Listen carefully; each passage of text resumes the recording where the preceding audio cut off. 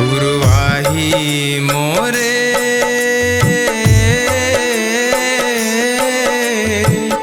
दाई मेरन न्योता पहुँचा देते।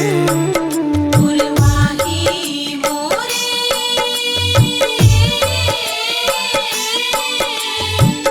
दाई मेरन न्योता पहुँचा देते। अंगना मसाजे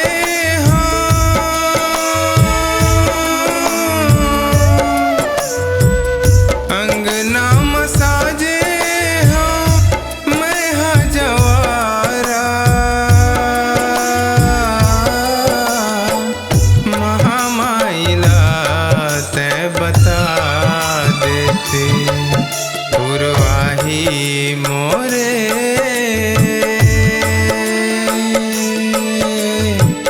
दाई मेरन न्योता पहुँचा देते। पुरवाही मोरे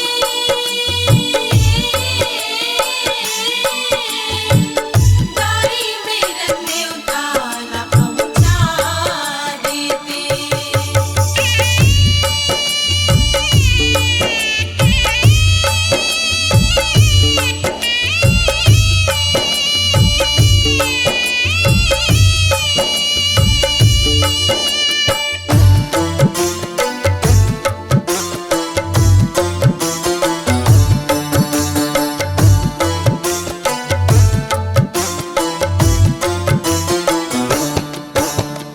अर्जी गोहरा बेटी वारिनला धर धरती जे सौहे हरे क्षिति जल पावक गगन समीर के गुण कतले भरे परे। क्षिति जल पावक गगन समीर के गुण कतले भरे परे। सरिस चिराचर ला उपजारे जम्मो जीव हर पौरी परे। सीता सती के हर महतारी जिन धर्म माँ शीतला हरे। सीता सती के हर महतारी जिन धर्म माँ शीतला हो दुई कर जोरे डंडा शरण दुई कर जोरे डंडा शरण पाँव परत पर खा देते। पुरवाही मोरे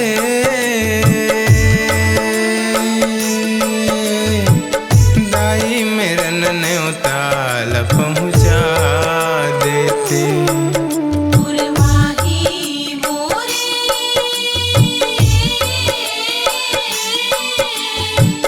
दाई मेरन न्योता पहुँचा देते।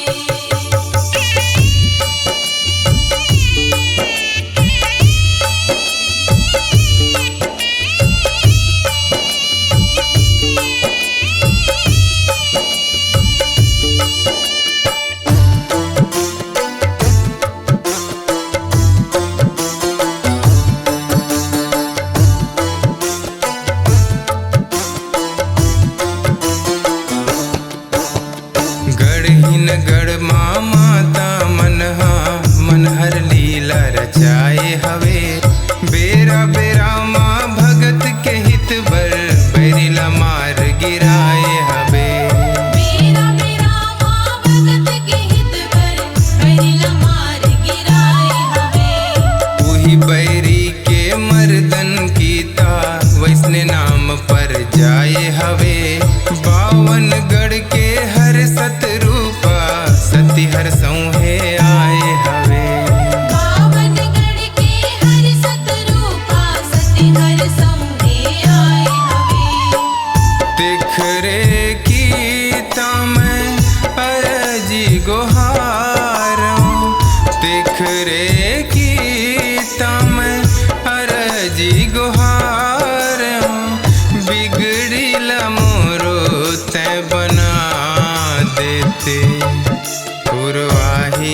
मोरे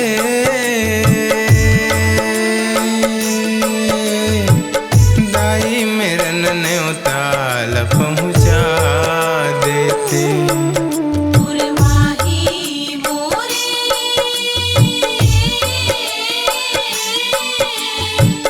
दाई मेरा न्योता ला पहुँचा देते।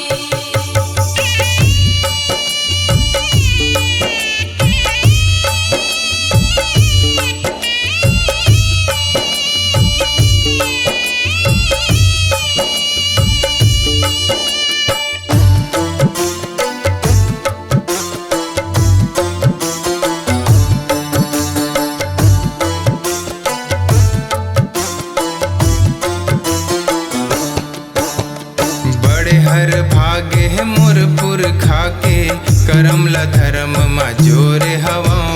जग के अम्बा जगदम्बा के अर्जी करत कर जोरे हवा। जग के अम्बा जगदम्बा के अर्जी करत कर जोरे हवा। बिरही बिरहला डोहरी खेत मा चूके चूक ले बोए हवा। सेवा सेवकाई के मरम नी जानो सेवा मा रंगी आए हवा। सेवा सेवकाई के मरम नि जानो सेवा मारंगी आए हवा। भार भरोसा लागे दाई कही के। भार भरोसा लागे दाई कही के। नरिहर सुपारी ला चघा देते। पुरवाही मोरे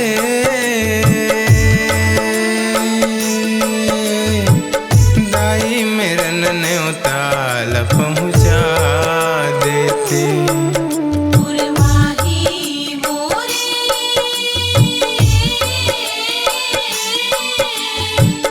दाई मेरा न्योता ला पहुँचा देते।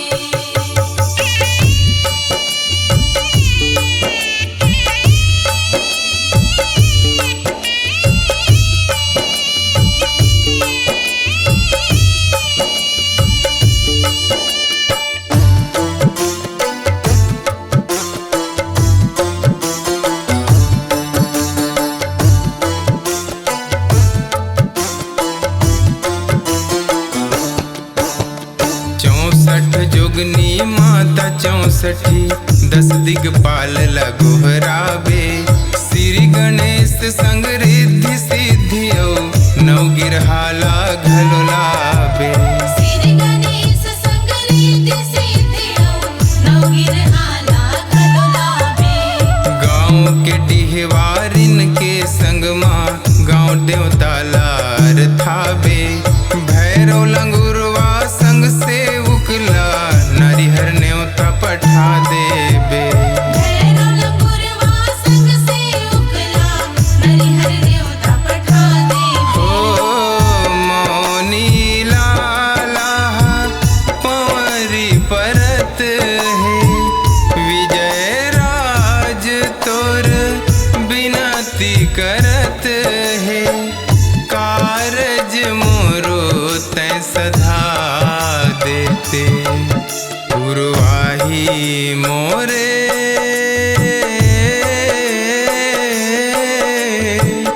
दाई मेरन न्योताल पहुँचा देते।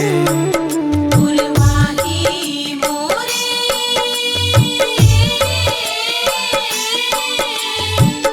दाई मेरा न्योता ला पहुँचा देते। अंगना मसाजे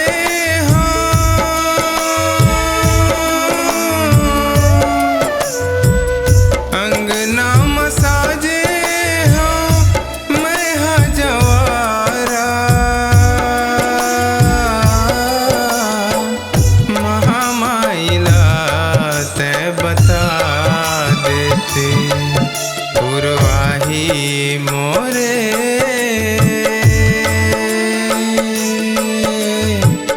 दाई मेरन न्योताल पहुँचा देते। पुरवाही